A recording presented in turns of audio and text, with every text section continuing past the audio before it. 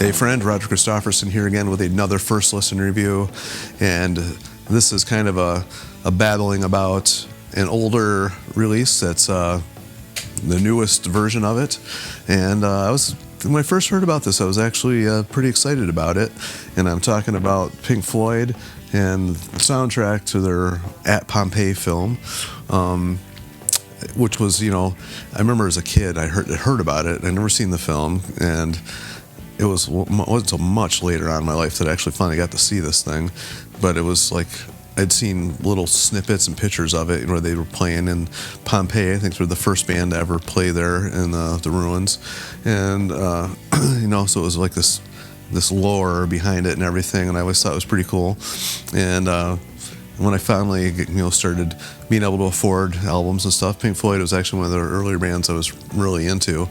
And unfortunately, I didn't get this one till like way later on after I'd gotten all kinds of stuff. But this is kind of like my favorite era of the band, is like the early 70s to late 70s. And when I finally heard this for the first time, it was actually watching the movie.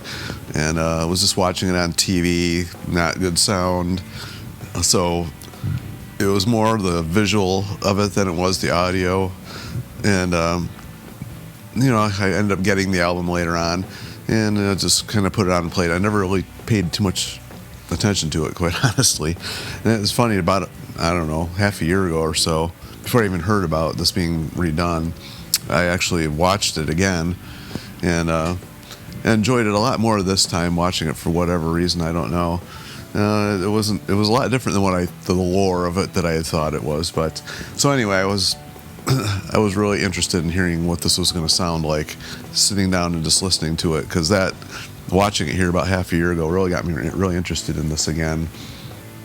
And I heard Steven Wilson was going to be doing the remix of it, and I thought, well, I really like the way he mixes stuff, or remixes stuff, I should say.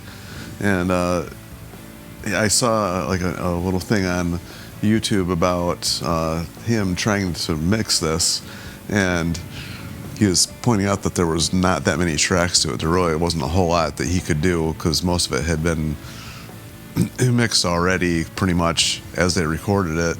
And I can't remember how many tracks there were, but I think it was a really small amount. I don't want to say it wrong, but it was a really small amount of tracks to mix. He said there wasn't a whole lot he could do with it, but he did make some enhancements and do some stuff with it. So I was kind of interested to hear what he actually did with this.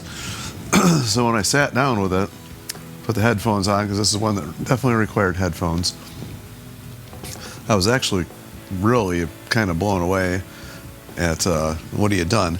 I didn't get the Blu-ray and the video, the movie and all that. I just got the CD.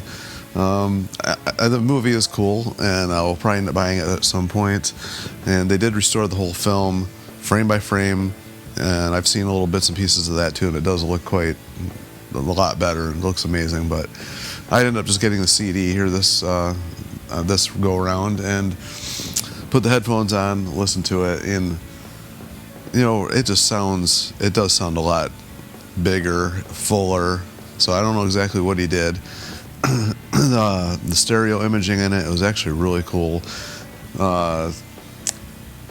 When it gets so careful with that axe, Eugene, just hearing Roger Waters doing what he was doing on that, and thinking this is all being done live, was actually quite impressive, quite honestly.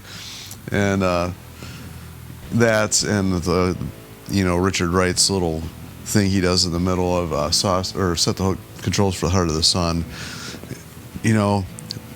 It's pretty cool with the video, the visual effects, but just sitting there back and imagining it with just my eyes closed, listening to it, I think your mind can actually do a lot more impressive stuff than any video ever had anyway. That's just my personal feelings on that anyway. But so not only that, but I paid a lot more closer attention to the performance of it when I was just sitting there listening to it.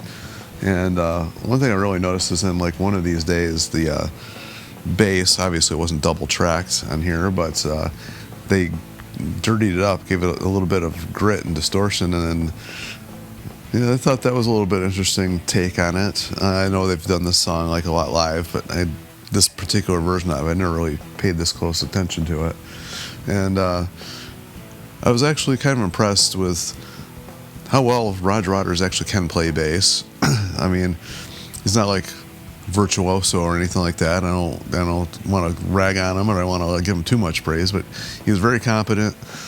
He plays good stuff. So I've always thought that he was a pretty decent bass player anyway, but you know, David Gilmour ends up played quite a bit on Animals, and he played several songs on The Wall. I know I'm forgetting some stuff too, but I always wondered like why. I never understood that, because you know that's changes the feel of it. Obviously, when they go to play it live too, you know, you have the actual bass player playing it. So when it's different than the recorded version, it just seems strange. I don't know. It doesn't make sense to me. But he was like really good on this recording of it. I mean, obviously they'd been a group that had been performing, you know, improvising stuff and extending their performances for years and years and years. So it's nothing new to them. They know how to follow each other. And I was really impressed with, you know, mistakes are part of a live performance, and I hate it when bands edit things out. I like the fact that they left, there wasn't much, quite honestly. There was a couple little things here and there, but I think it adds to the feel of the album way better. It makes the live experience more live. I hate it when bands like edit out every little tiny thing. And it's like, what's the point? So really enjoyed this. It was really my first time sitting down and like listening to it. I like what Steven Wilson did with it, even though even him saying it, there wasn't a whole lot that he could do. I think he did make some improvements on it. I think he widened the sound a little bit. I think he cleaned it up and made it a little bit. He must have done something with the EQ, because it did sound fuller. Don't really know everything he did, but I don't know. I enjoyed it. It made me like appreciate this album a little more than I ever had, and appreciate you know, just the lore of it. It came a little bit more into realization, I guess. I don't know what I'm trying to say there, but anyway, as always, I welcome anybody's comments on this. You know, what they think of Pink Floyd. Hopefully it's Pink Floyd people are here, fans are listening to this. I don't know why you would be listening to this if you weren't. So share your feelings on what you think of this. And as always, like, share, and subscribe. Keep this music alive, because I would really love to hear more stuff that they maybe dig out of the, you know, the vaults or whatever. And I like the concert stuff they put out, and you know, these little tidbits here and there they've been coming up with. I've actually really been enjoying it all. So until they find something else, we'll see you.